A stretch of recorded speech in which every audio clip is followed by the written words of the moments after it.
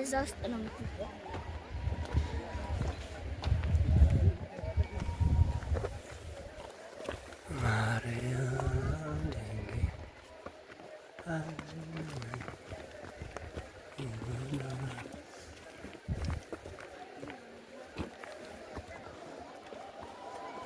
ጸበሉ ከወጋ እንደሚነሳ ጸበሉ ከወጋ እንደሚነሳ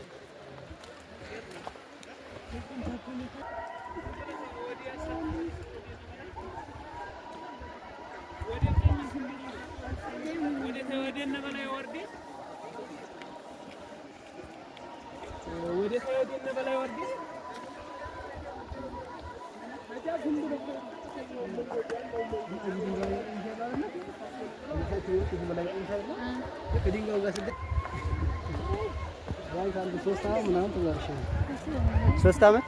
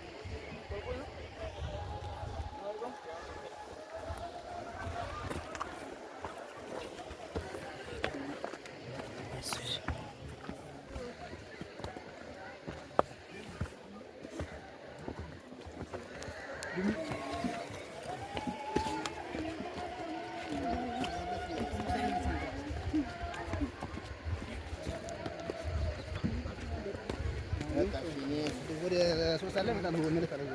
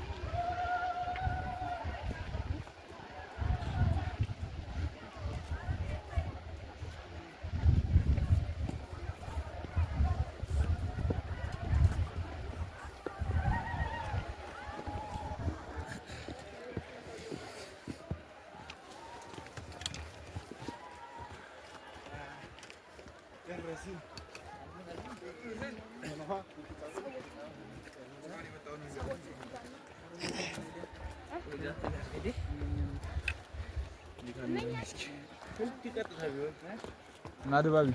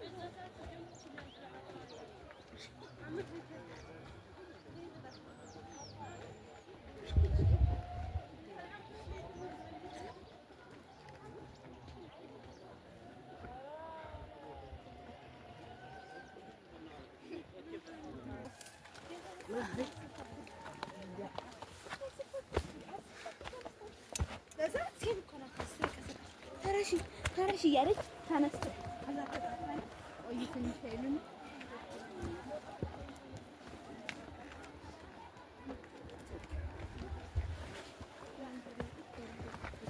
እናት ወይ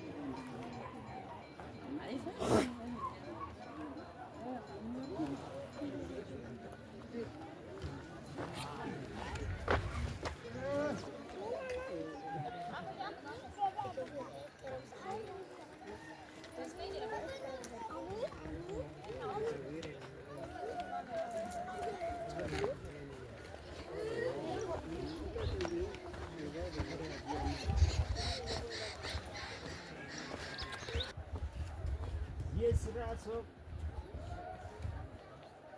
ዛሬ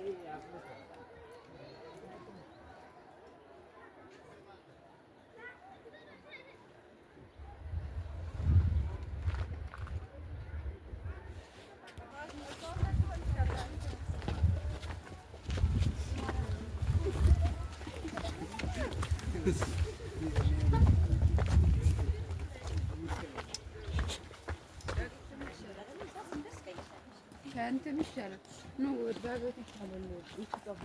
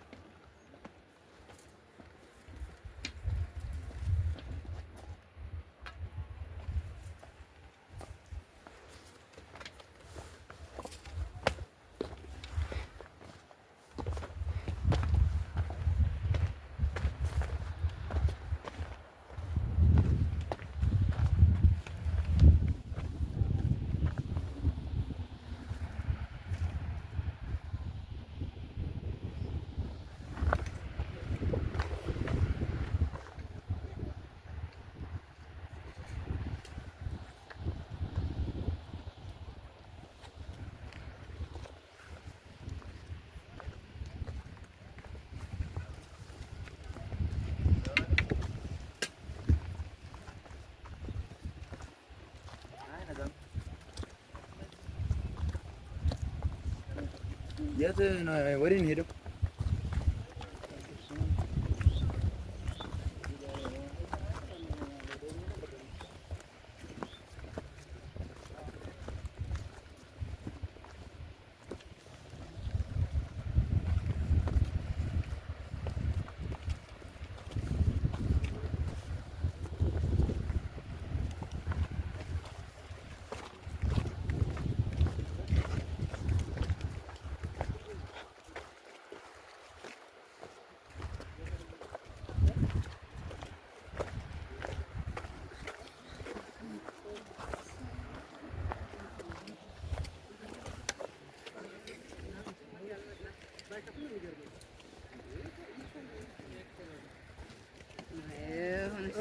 ደውሎማ ምን መሰለህ ደውሎማ ምን እንደተባለ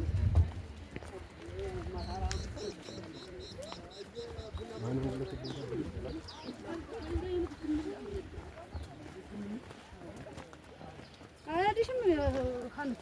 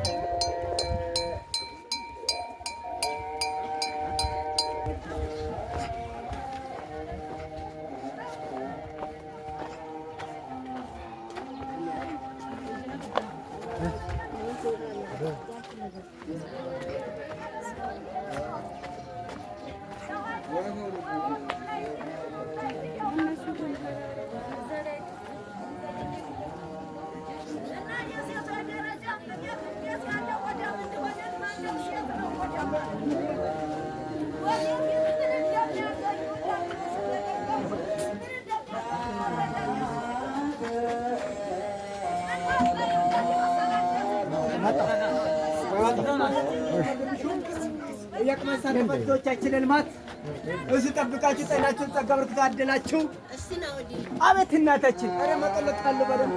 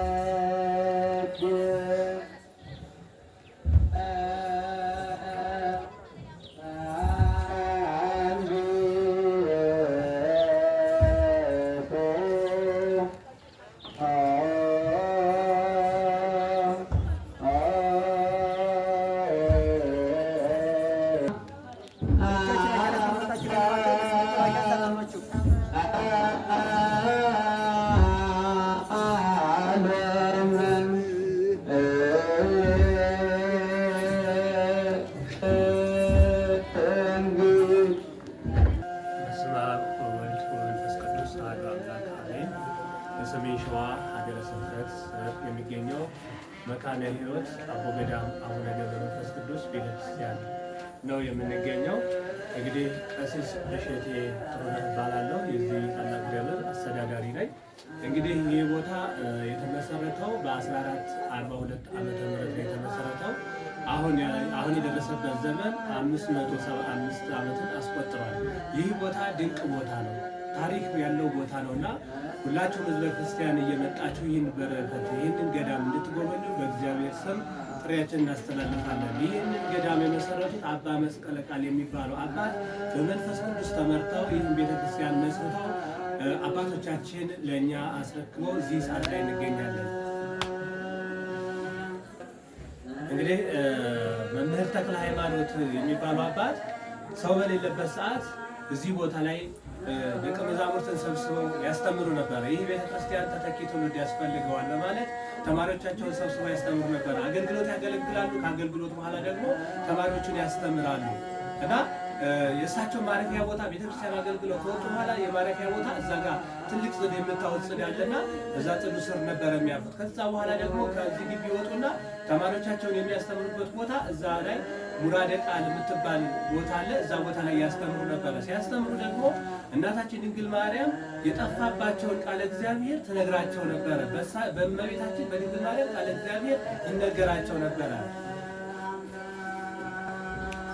ሰላም ጤና ይስጥልኝ ኦርቶዶክሳውያን፣ የእግዚአብሔር ሰላም ይብዛላችሁ። የአባቶቻችን አምላክ አይለየን። እንኳን ለጻድቁ ለአባታችን ለአቡነ ገብረ መንፈስ ቅዱስ ዓመታዊ በዓላቸው የእረፍት በዓላቸው በሰላም አደረሳችሁ።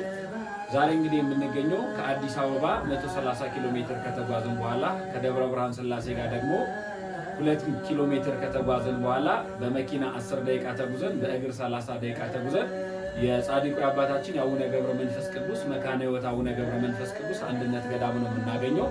ይህ ገዳም እንግዲህ ጥንታዊና ታሪካዊ ገዳም ነው። በ1442 የተመሰረተ 575 ዓመት ያስቆጠረ ጥንታዊና ታሪካዊ ገዳም ነው። እንግዲህ ኦርቶዶክሳውያን በሀገር ውስጥም ያላችሁ ከሀገር ውጭም ያላችሁ ወደዚህ ገዳም መጣችሁ ይህንን በረከት እንድታተርፉ በጻድቁ አባታችን በአቡነ ገብረ መንፈስ ቅዱስም ታላቅ መንፈሳዊ ጥሪ እናስተላልፋለን። እንግዲህ ወደዚህ ገዳም ስትመጡ በጣም የሚያስደንቅና የሚያስገርም ከአለት ላይ የፈለቀ የጻድቁ አባታችን የአቡነ ገብረ መንፈስ ቅዱስ ሙቅ የሆነ ጸበል ነው ያለበት። በጣም ብዙዎች እየዳኑ ብዙዎች እየተፈወሱ፣ በተለይ በማይግሬን ለምትሰቃዩ፣ በዲስክ መንሸራተት ለምትሰቃዩ፣ በነርቭ ለምትሰቃዩ፣ በጨጓራ ህመም ለምትሰቃዩ፣ በሆድ ቁርጠት ለምትሰቃዩ፣ በካንሰር ለምትሰቃዩ በጣም ብዙ ኦርቶዶክሳውያን እየዳኑ እየተፈወሱ ምስክርነት እየሰጡበት ስለሆነ ወደዚህ ገዳም መጣችሁ በረከትን ረድኤትን እንድታተርፉ በጻድቁ በአባታችን በአቡነ ገብረ መንፈስ ቅዱስም ታላቅ መንፈሳዊ ጥሬን አስተላልፋለሁ። ይሄንን ቪዲዮ የምትመለከቱ በዓለም ሁሉ ያላችሁ የገብረ መንፈስ ቅዱስ ወዳጆች ገዳሙን መጣችሁ እንድታዩ እንድትፈወሱ በጻድቁ በአባታችን በአቡነ ገብረ መንፈስ ቅዱስም ታላቅ መንፈሳዊ ጥሪ እናስተላልፋለን። ወደ ገዳሙ ስትመጡ ገዳሙ ለ3 ቀንም ለ7 ቀንም ለ14 ቀንም ለ21 ቀንም የማረፊያ አዳራሽና ቦታዎች ስላሉት መጣችሁ እንድትባረኩ በጻድቁ በአባታችን በአቡነ ገብረ መንፈስ ቅዱስም ታላቅ መንፈሳዊ ጥሪ እናስተላልፋለሁ። እግዚአብሔር ይስጥልኝ፣ እግዚአብሔር ያክብርልኝ።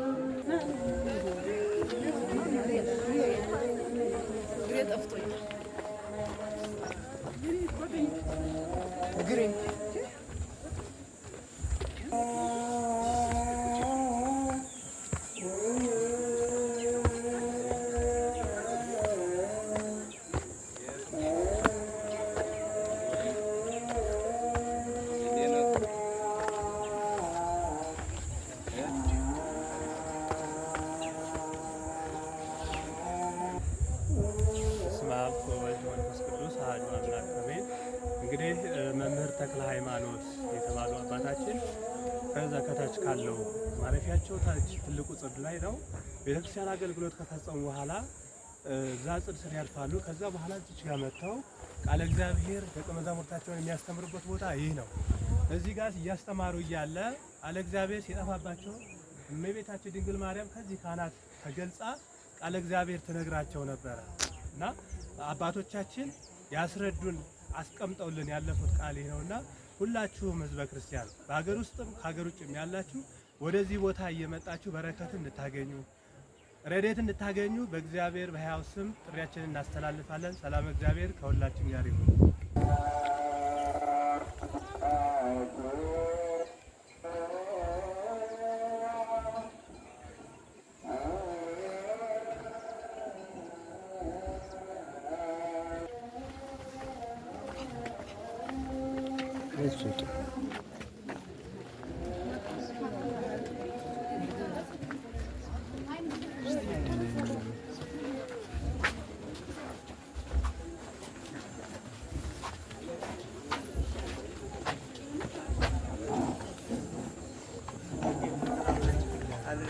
ሰላም ናችሁ? እግዚአብሔር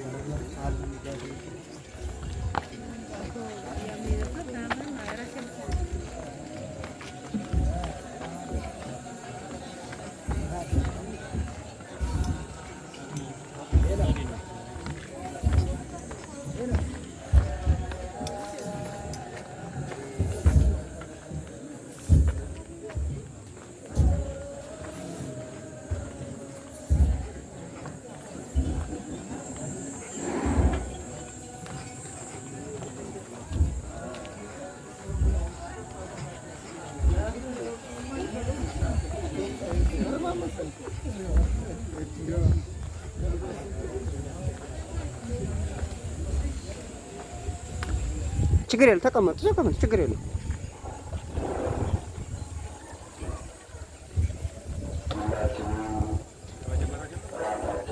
በስመ አብ በለው።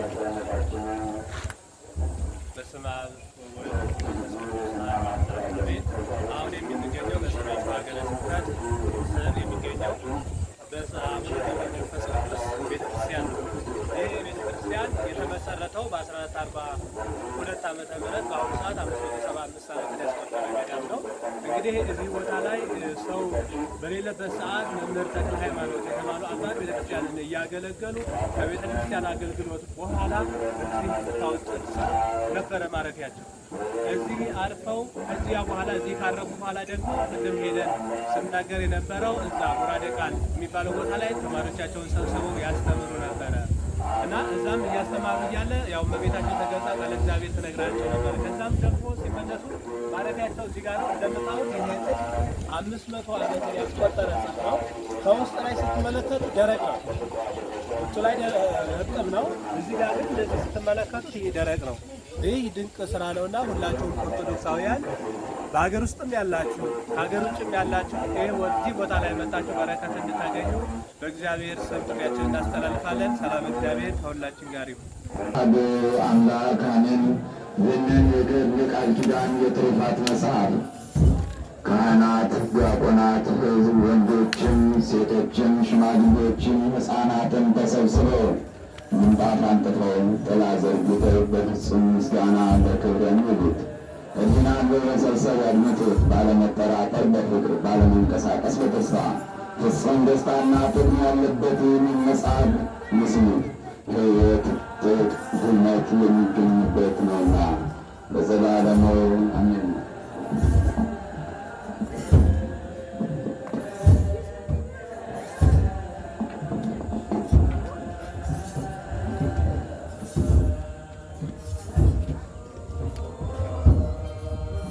የመነኮሳት አባት ስም ተጋዳይ የባሕታውያን አለቃ በሆነ በአባታችን ገብረ መንፈስ ቅዱስ ዕረፍት ቀን ወደ ረጅም ተራራ ሲወጣ ከጸገኑ አድኖ ጥላ ስር በሽበት የተሸፈኑ ሥላሴን አገኛቸው። በጀርባው አልቦ ወደ ዝቋላ ተራራ ወጣቸው። የሥላሴ ስዕል ከተሳለበት ዕፀ ስሬስ ስር አስቀመጣቸው። ከዚህም በኋላ ስሉስ ቅዱስ ከሰባተኛ ሰማይ ድረስ አወጡት።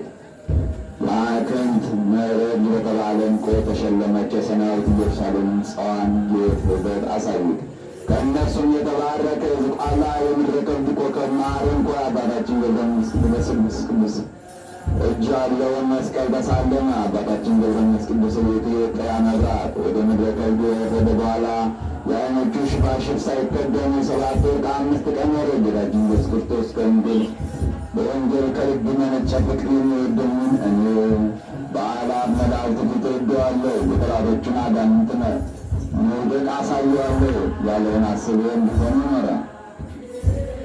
የመላእክት አለቃ ቅዱስ ገብርኤል መጥቶ ጠላቶችን አጋንንትን ታጠፋቸው ዘንድ ውረድ፣ ከፈጣሪ እግዚአብሔር ኃይል ተሰጥቶሃልና አለው። ቃሉን አልሰማም፣ አልታዘዘለትም። ክፉም ቢሆን ደግም ቢሆን አልመለሰለትም። ከዚህ በኋላ መድኃኒታችን ኢየሱስ ክርስቶስ መጥቶ አባታችን ገብረ መንፈስ ቅዱስን በደብረ ታቦር አምሳል እንደተጠራ ዝቋላ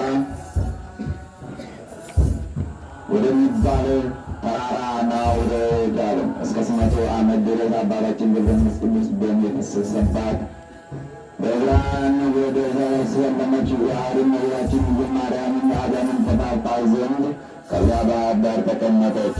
መልአኩ ራጉኤል ከሠራዊት ጋር ነባሬት ልብሶችን ለብሶ መጣ። ሚካኤልና ገብርኤል የመላእክት ወገን ሁሉ የእሳት ነበልባል ለብሰው መጡ። ቦታው እስኪጠባቸው ድረስ ዙሪያውን ከበቧት። ለመላእክት ጭብቅ እንዳለች እንደ አንበሮ ተጨናነቁ። የእግር ጫማ መረገጫ ያህል ቦታ እንኳን አልተገኘም። ከመላእክት ብቻ በቀር ሁለመናዋ አይታይም ነበር። በእሳት ሰይፍ ታጥራ ነበር እንጂ በውስጧ የነበሩት አጋንንትን ሁሉ አጠፋቸው። ፍለጋቸውም አልተገኘም። በነፋስ ፊት እንዳለ ትቢያ ሆኑ። በበረሃ መካከል እንደሚነድ ጢስ ጠፉ።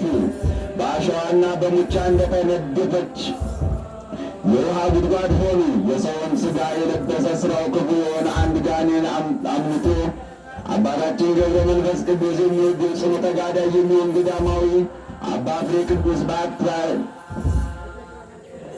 ትይዩ ባለችው አንድ ገደል መካከል ተደበቀ። አባታችን ያችን ገደል ከሁለት ተነጠቃት፣ አፏንም ከፈተች። በዚያ ገደል ላይ ወድቆ ተጥሎ አገኘውም። በመብረቅ መታ፣ በክፉ አሟሟትም ሞተ። ለእንስሳ ለአራዊት ሁሉ በሽታ እንዳይሆን በመሬት ውስጥ አልተቀበረም። ለመጪው ትውልድ ታላቅ ምልክት ይሆን ዘንድ የዋሻው ስንጥቅ እስከ ዛሬ ድረስ አለ። ሕዝብ፣ አሕዛብ፣ ነገሥታት፣ መኳንንት፣ ሽማግሌዎች፣ ሕፃናት፣ ደናግል፣ መነኮሳት ልዩ ልዩ ልብስ የለበሱ በሐር ልብስ ያጌጡ የከበሩ ወንዶች ሴቶች ይታዩታል። በተሳሉ ድንጋዮች አባታችን ገብረ መንፈስ ቅዱስ እየደበደበ ሲያሰቃዩ ነው ነበረ። እዚያ ጋኔን አጥንቶቹ መላ ሰውነቱ የሚቆጣው ነበረ። አባታችን ከፈጸመ በኋላ ከጌታችን ከመድኃኒታችን ከኢየሱስ ክርስቶስ ቃል ኪዳን ተቀበለ። በአባታችን ገብረ መንፈስ ቅዱስ ገድል የተቀደሰች ይህች ገዳም የሚሳለሟት ደጅ የሚጠኗት ሁሉ በመንግሥተ ሰማያት ተስፋ ያገኛሉ። ከሩቅም ከቅርብም የጻድቁን በዓል ለማክበር ወደ እርሷ የሚመጡትም ኃጢአት እንዳላገኙ እንደ 40 እንደ 80 ቀን ሕፃን ይሆናሉ። እንደ መጥምቀ መለኮት ዮሐንስ 7 ዘመን በሙሉ በአዘን ፊቱ እንደጠቆረ በምስጢር ባሕር እንደዋኘ እንደ ዮሐንስ ወንጌላዊ ይሆናሉ። ይህን ሁሉ አስቡ። ከአባታችን በዓላት ከፍ ባለች በከበረች በመጋቢት 5 ቀን የአባታችን የገብረ መንፈስ ቅዱስ በዓል ያከበሩ ሁሉ በሰው ሁሉ እንደታወቀች እንደ ትንሣኤ በዓል የሚያያት የሚያከብራትም ሁሉ እግዚአብሔር አብ ከአንተ ጋር የእሳትን ባሕር በግፍ ይረፍ፣ የመልአከ ሞት የዲያብሎስን ፊት አያይም ብሎ ቃል ኪዳን ገባለት። ከዚህ በኋላ አብ ወልድ መንፈስ ቅዱስ በብርሃን የሚታይ ባሕር ላይ ለሰው ሁሉ መድኃኒት ትሆን ዘንድ የምሕረት ጽዋ ፈሰሱባት። መልአኩ ቅዱስ ዑራኤልም መጥቶ ክብር ይግባውና የጌታችን የመድኃኒታችን የኢየሱስ ክርስቶስ ደም በባሕር ላይ ጨመረ። ሕንፃዋ ያማረ በሥላሴ ስም የታነጸች አንዲት ቤተ መቅደስ አለች። ሕንፃዋ ውበትም ከፀሐይ 7 እጅ ያበራል። ያችን ባሕር ቅዱሳን ይጠብቋታል። ሥጋቸውን ለዓይን እንደሚያስደንቅ በምሥራቅ እንደሚወጣ እንደ ንጋት ኮከብ ያበራል። ስማቸው የማይታወቅ ብዙ ስውራን ቅዱሳን መጥተው ከገነት አፈር አምጥተው እስከ ዘላለም ድረስ ከክፉ ነገር ምን በውስጧ እንዳይገባ በዝቋላ ገዳም ላይ በተኑት። የአባታችን የጻድቁ ገብረ መንፈስ ቅዱስ ጸሎቱ በረከቱ በሁላችን ላይ ይደር።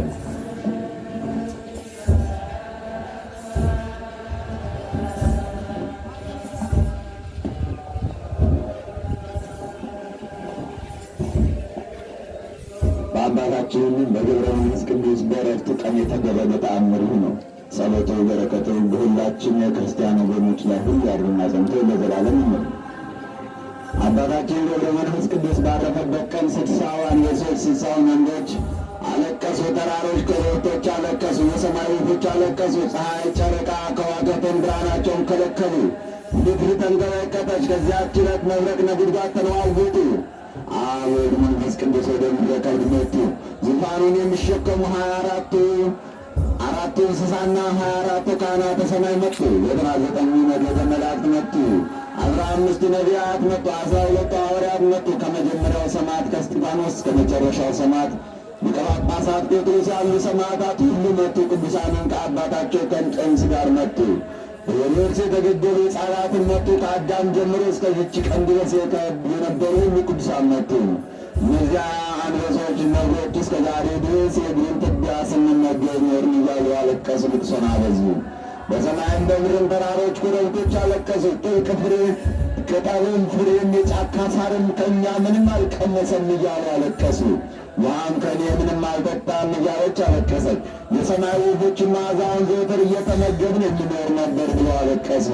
አባታችን ገብረ መንፈስ ቅዱስ እነዚያም ወፎችና አራዊቶች ብሞትም እንዳለ ወደ ሰማይ አድርጋለሁ እንጂ እንደ ሰው ሥጋ በመቃብር አይቀበርምና ለምን ታለቅሳላችሁ አላቸው።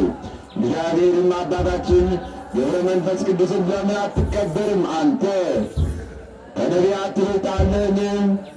ከኤርምያስ ከሐዋርያትስ አንተ ትበልጣለህን? እንዳንተ በበረሃ ከኖረ ከዮሐንስ ትበልጣለህን? ከሰማዕታት ከጊዮርጊስ ትበልጣለህን? አለው።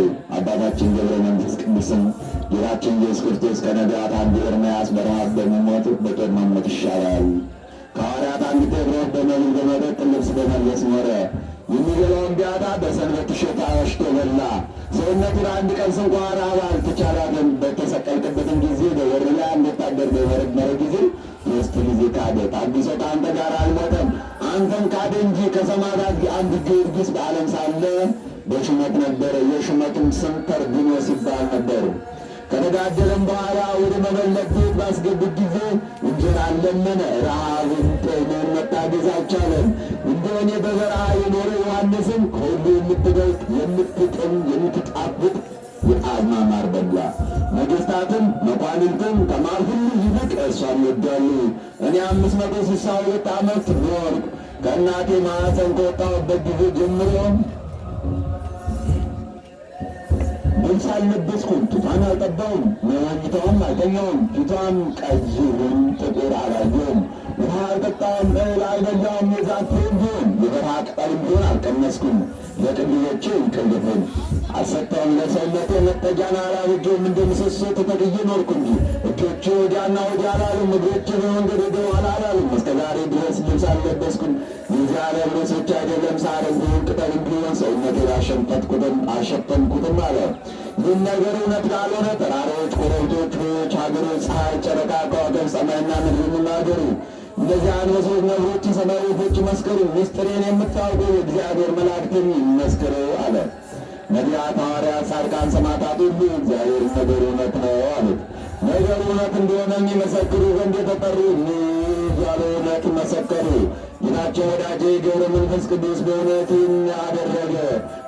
ከአፉ የወጣውን ሐሰት የሌለበት እውነት ነው። ሰማይና ምድርም ፀሐይና ጨረቃ ከዋክብትም ውኆችም አገሮችም የሰማይ ወፎች አንበሶች ነብሮች መላእክት አፋቸውን ከፍተው በአንድነት ተናገሩ። እውነት ነው ሐሰት የለበትም አሉ። ከሰው እስከ ድንጋይ ከምድር በላይ ከሰማይ በታች እንዲህ ያለ ጻድቅ አላየንም ብለው ተናገሩ። ያን ጊዜ ሰማይ መላእክት ነፍሱ ከሥጋው ጋር ታርቅ በመቃብር አይቀበር ብለው ፈረዱ። ዮሐንስም እንዲፈረደ፣ ኤርምያስ ከነቢያት ጋር፣ ጴጥሮስ ከሐዋርያት ጋር፣ ጊዮርጊስ ከሰማዕታት፣ እንጦንስ ከመነኮሳት ጋር፣ ቅዱሳን ሁሉ እንዲፈረዱ። ያን ጊዜ ጌታችን መድኃኒታችን ኢየሱስ ክርስቶስ በልቡ ተግቶ ይህን የገድልን መጽሐፍ የጻፈ በቤቱ ያስቀመጠ ይህን ሕይወት መጽሐፍ ለቤተ ክርስቲያን መገልገያ የሰጠ በመንግሥተ ሰማያት የብርሃን ቤት ያገኛል። የእሳት ባሕርም አይነካውም፣ የጨለማ መላእክት አይደርሱበትም። የብርሃን መላእክት በፍጹም ደስታ በሰላም ይቀበሉታል እንጂ። ነፍሱም ከወዳጄ ከገብረ መንፈስ ቅዱስ ጋር በብርሃን ቤቶች ትኖራለች። አባር፣ ቸነፈር፣ በሽታ፣ የቀትር ቃል፣ ጋኔን፣ ረሃብ፣ ጥም፣ እርዛት፣ ድነት አይቀርቡትም።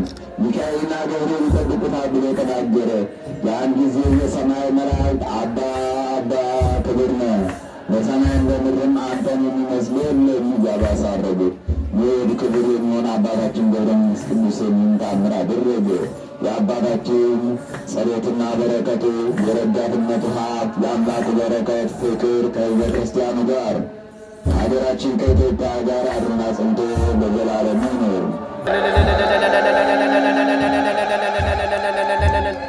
ከዚህ በመቀጠል ደስ ያለ ቢኖር እግዚአብሔርን አመስግን ይላልና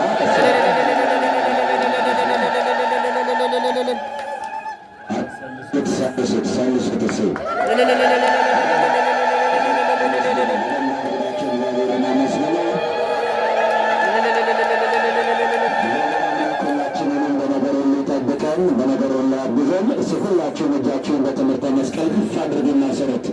ሁላችሁም በስመ አብ ወወልድ ወመንፈስ ቅዱስ አሐዱ አምላክ አሜን።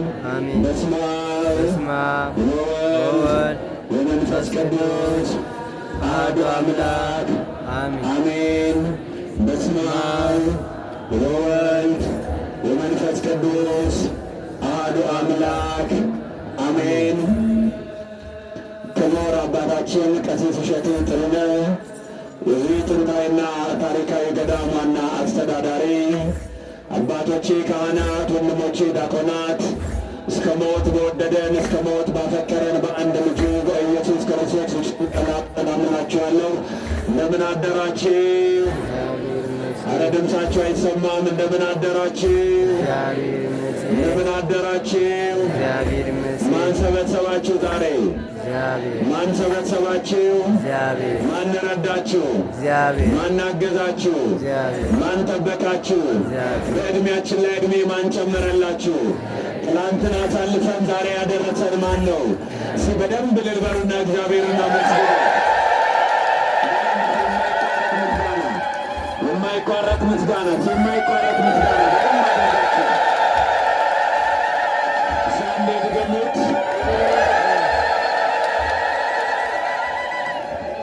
እግዚአብሔር አምላክ ስሙ ዛሬም ዘወትርም የተመሰገነ ይሁን። እንግዲህ በመካከላችን አባቶቻችን አሉ። ከተወሰነ ደቂቃ በኋላ ደግሞ የቃል ኪዳኑ ታቦት ከመንበረ ክብሩ ይወጣና እኔና እናንተ የምንባረክበት ሰዓትና ጊዜ እየደረሰ ስለሆነ በኋላ ሰፋ ባለ ሁኔታ የቃል ኪዳኑ ታቦት ከመንበረ ክብሩ ከወጣ በኋላ የዕለቱ ትምህርት በደንብ አድርጎ ይሰጣል።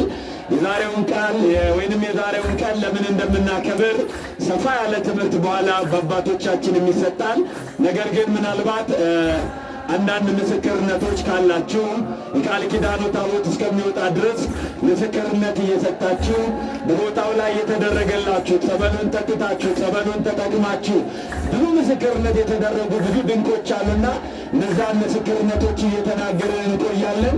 እንግዲህ ትናንትና እንደ እግዚአብሔር መልካም ፍቃድ አንድ እህታችን ወደዚህ ገዳም ካሁን በፊት ከኛ ጋር ከአዲስ አበባ ተነስታ ወደዚህ ገዳም መጥታ በአንድ ቀን በጸበሉ ድና በጸበሉ ተፈውሳ በተለይ ደግሞ በእናታችን በእመቤታችን በድንግል ማርያም ጸበል ጠጥታ ከሆዷ ውስጥ ታላቅ አስደናቂ አስገራሚ ነገር ነበረ በገዳማችን ላይና ትላንትና ደግሞ ከአዲስ አበባ እኛ ስንመጣ ለእኔ ወርቅ ምን ያደርግልኛል ብላ ለጻድቁ ለአባታችን ለአቡነ ገብረ መንፈስ ቅዱስ 8 ግራም ወርቅ ልካልናለችና ሲልበሩና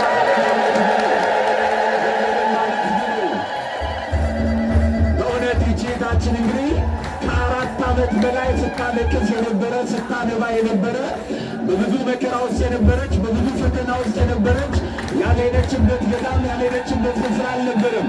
ጊዜውና ሰዓቱ ሲደርስ ደግሞ ወደ ጻድቁ ወደ አባታችን ወደ አቡነ ገብረ መንፈስ ቅዱስ ገዳም መጣ። በአንድ ቀን ድና ተፈውሳ ይህንን 8 ግራም ወርቅ ልካልናለችና እቺን ልልና እግዚአብሔርና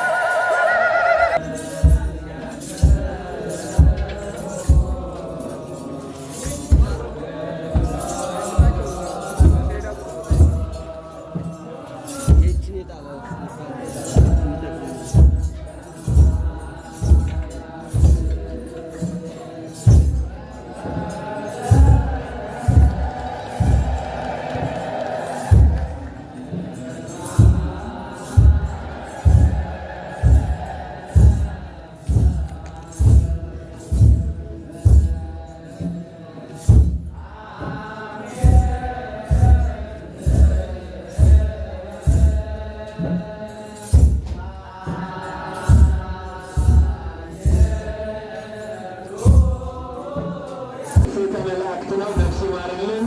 መታሰቢያ ብለው የ2000 ብር ገዝተው ልከውልናል። ነፍሳቸውን በአጸደ ገነት ያኖርልን። በአብርሃም በይስሐቅ በያዕቆብ አጠገብ አስቀምጦልን ብለናል። እግዚአብሔርን አመስግኑልን።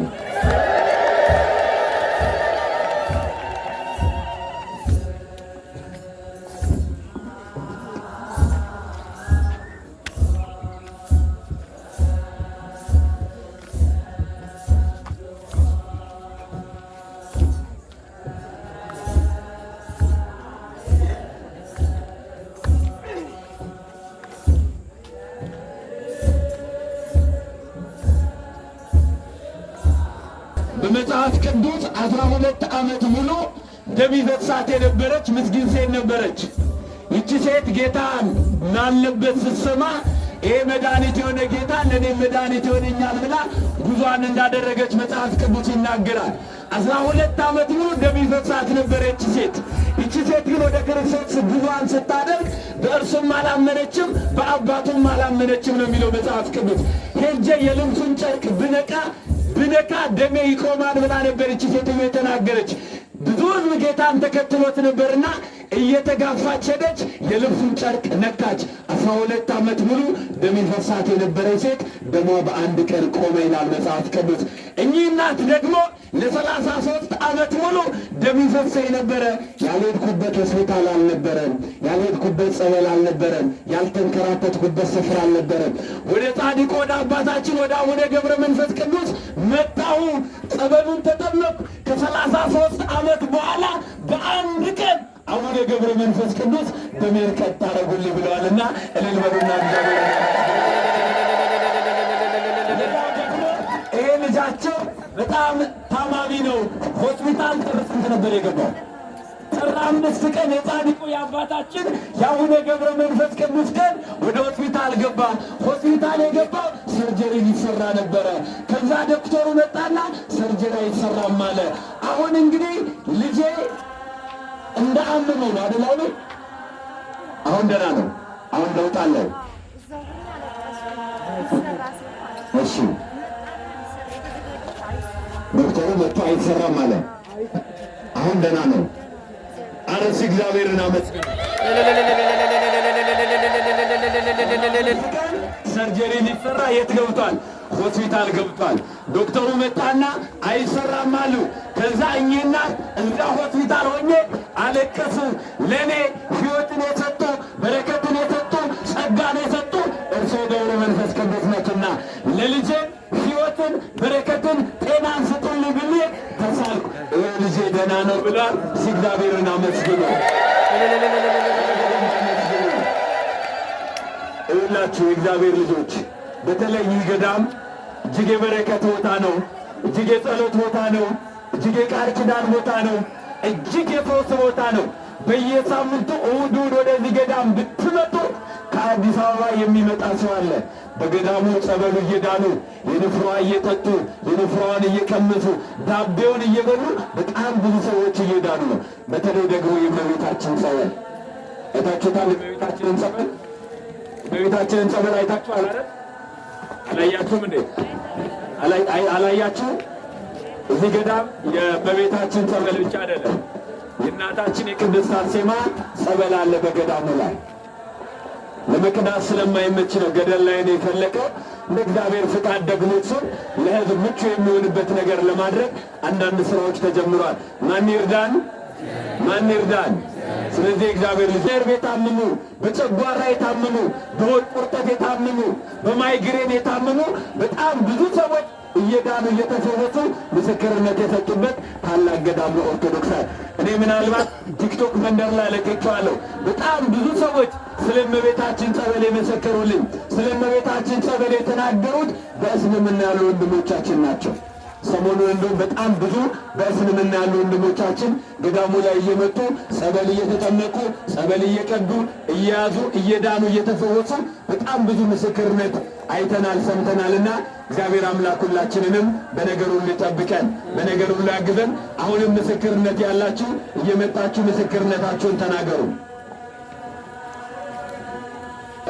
ገብረ መንፈስ ቅዱስ ሀገራችን ላይ ካለው ጦርነት ሀገራችን ላይ ካለው መከራ በሰላም ካቆዩኝ በሰላም ካኖሩኝ ለክብሩት መገለጫ 5,000 ብር እሰጣለሁ ብሎ ነበረ። 5,000 ብር ይዞ መጥቷል። አንድ ወንድሙ ደግሞ ስንት ነው? 500 ነው አይደለም? አንድ ወንድ ጓደኛው ደግሞ 500 ብር ልኮልናል። እግዚአብሔር አምላክ የተመሰገነ ይሁን። እግዚአብሔር ይስጥልን። እግዚአብሔር ውጭ ነበረች የምትኖረው የሰራችበትን አሰሪዎቿ ብሯን አልሰጥም አላት። እባክዎት አቡነ ገብረ መንፈስ ቅዱስ የደከምኩበት የለፋውበት ላቤ ነውና እባክዎት ብሬን አስመልሱልኝ ብዬ ለገብረ መንፈስ ቅዱስ ነገርኳቸው። ገብረ መንፈስ ቅዱስ ክብር ይግባቸው ይሄው ብሩን ተለቆልኛል ብለው ለክብሩ መግለጫ ብር ልካለችና እግዚአብሔርን በደንብ አመስግኑላት። አረ በደንብ አመስግኑ። ማን ይመስገን? አረ ማን ይመስገን? እዚህ በዚህ ተራራ ላይ የመጣችሁ ሰዎች እጃችሁን ከፍ አድርጉና አሳዩ። በዚህ ተራራ ላይ የመጣችሁ ሰዎች እላይ ተራራውን ከመውረዳችሁ በፊት ጫካ አይታችኋል አይደለ? ብዙ ዛፍ ተቆርጧል አይደለ? የተጀመረ አዳራሽ አይታችኋል? አይታችኋል? አላያችሁም? የማን ይመስላችኋል? የማን ነው? የማን ነው? የገዳሙ ነው።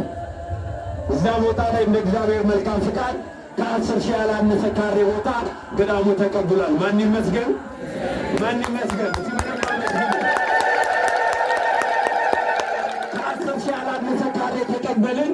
ግን ምንድነው ገዳሙ ላይ ልማት ካልተሰራ ስራ ካልሰራችሁበት መንግስት ደግሞ ቦታውን እንወስዳለን ብሏል። ይወሰድ አይወሰድ? አይወሰድ አይደለ? አይወሰድ አይደለ? ይኸውላችሁ ያ አጥሩ ወይንም አዳራሹ የተዋቀረው ስንት ቀን የፈጀ ይመስላችኋል? ስንት ቀን የፈጀ ይመስላችኋል? 5 ቀን የፈጀ ይመስላል? 10 ቀን የፈጀ ይመስላል? ይኸው ተናገሩት። አንድ እናታችን የዛሬ ዓመት በጣም ታመመው ነበረ። በጣም በመከራ ውስጥ ነበሩ ያሉት። ወደ ገብረ መንፈስ ቅዱስ መጥቶ እባክዎት ገብረ መንፈስ ቅዱስ ከዚህ በሽታ አድኑኝ፣ ከዚህ በሽታ ፈውሱኝ ብለው ተስለው ነበረ። ለስለታቸው ደግሞ 100 ብር አስገብቷል። 3 ጊዜ እልል ብላችሁ አመስግኑልን ብለዋል። እስኪ በደንብ አመስግኑላቸው።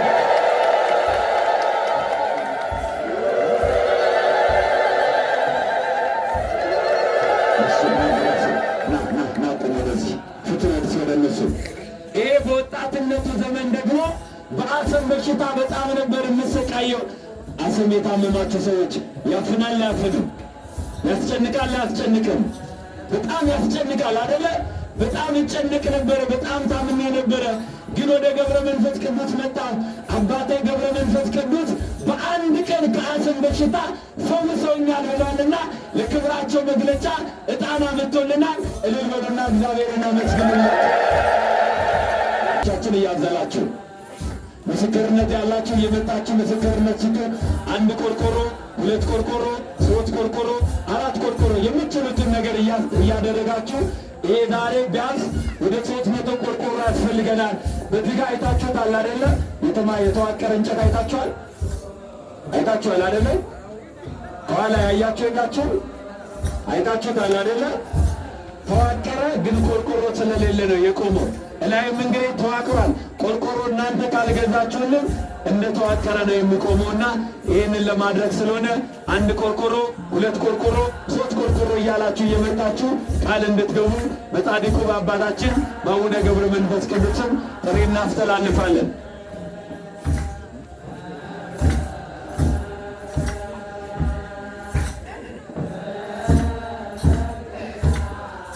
እሺ የሰሌዳ ቁጥር 0714 ነው መሰለኝ። የባጃጅ መርሃ ግብር ነው መሰለኝ። የባጃጅ መርሃ ግብር ነው መሰለኝ። የምትሰማሩበት የምትሰሩበት ከመንግስት የተሰጣችሁ ነው። ወረቀቱ እዚያ አለ፣ መጣችሁ ውሰዱ።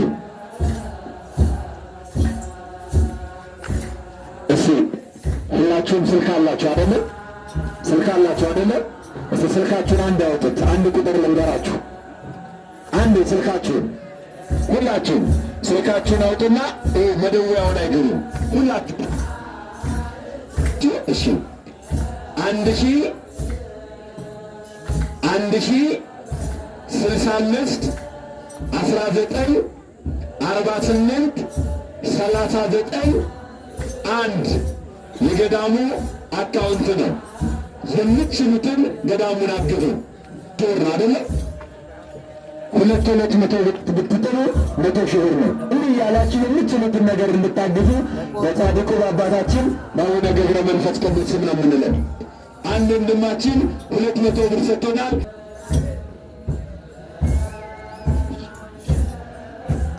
እሺ ወንድማችን የሚለው ወንድሜ በጣም ታሞብኝ ነበረ።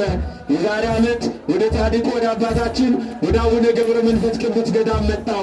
ይሄው ወንድሜ ድኖ ተፈውሶ ለክብሩ መግለጫ ጥላ መጥቶልናል። እልል በሉና እግዚአብሔርን አመስግኑለት። እግዚአብሔር በነገሩ ሁሉ ይጠብቀን።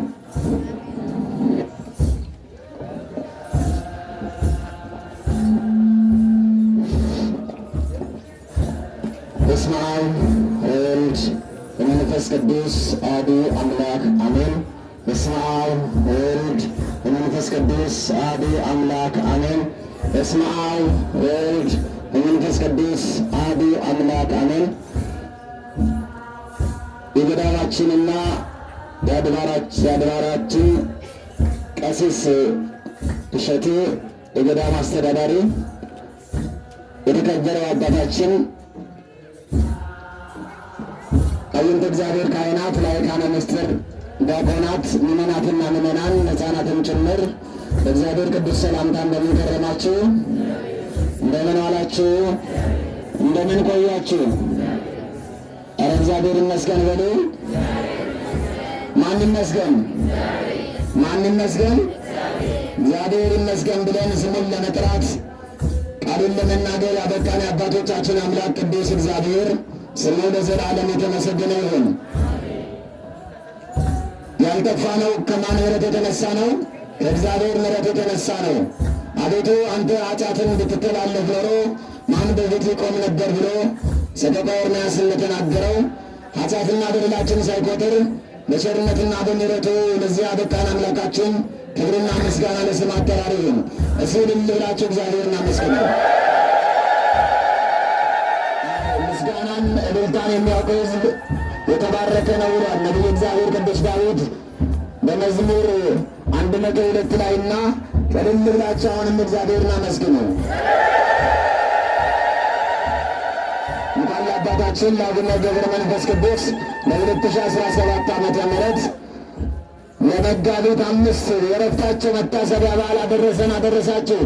ሰይጣን ይቃጠል፣ ዲያብሎስ ይንደድ፣ ዳጎን ይሰባበር። እልል ብላችሁ እግዚአብሔርን አመስግኑ። አዎ እግዚአብሔር አምላክ በቸርነቱና በምሕረቱ ጠብቆናል። አሁንም የሚጠብቀን በደላችን ቢከፋ ኃጢአታችን ቢበዛም አሳልፎ ለጠላት አይሰጠንምና አሁንም ሀገራችን ኢትዮጵያን ዳሯን እሳት ማላነት አድርጎ ይጠብቅልን። ተዋሕዶንና አስራሪተ ኢትዮጵያን ይጠብቅልን። አሜን በሉ። ነዳጅ መስሎ ከሚያቀጣጠል አትሰውራችሁ። እንግዲህ ብክን ስሩልን። ሀገራችን በሰማይ ነው። ለሰማይ ቤታችን ግን ዛሬ መስራት ያስፈልጋል። ከሞት በኋላ ንስሐ አለ። ከሞት በኋላ መልካም መስራት፣ ከሞት በኋላ ይቅር መባባል የለም ወዳጆች። ከሞት በኋላ መጾም መጸለይ የለም። ከሞት በኋላ መስዋዕት ቤተ ክርስቲያን ማሰራት የለም። የወደቀ ማንሳት፣ የተራበ ማብላት፣ የተራቆተ ማልበስ፣ የታመመን መጠየቅ፣ የታሰረን ማስፈታት የለም። ከሞት በኋላ ፍርድ ብቻ ነው ያለው። እንዳይፈረድባቸው በማንም ሰው ላይ አትፍረድ ይተባልና ለንስሐ ሕይወት አምላካችን ይስጠን። አሁን እናመሰግናለን። አማላጄ ድንግል አማላጄ ድንግል አማላጄ ድንግል አማላጄ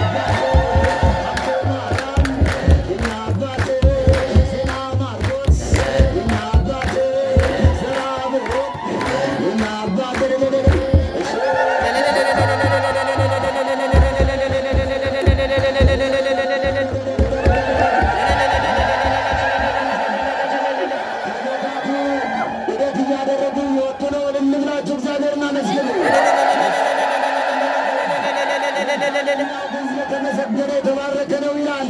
እንብላችሁ አመስግኑ። እግዚአብሔር ይመስገን፣ እግዚአብሔር ይመስገን፣ እግዚአብሔርን አመስግኑ።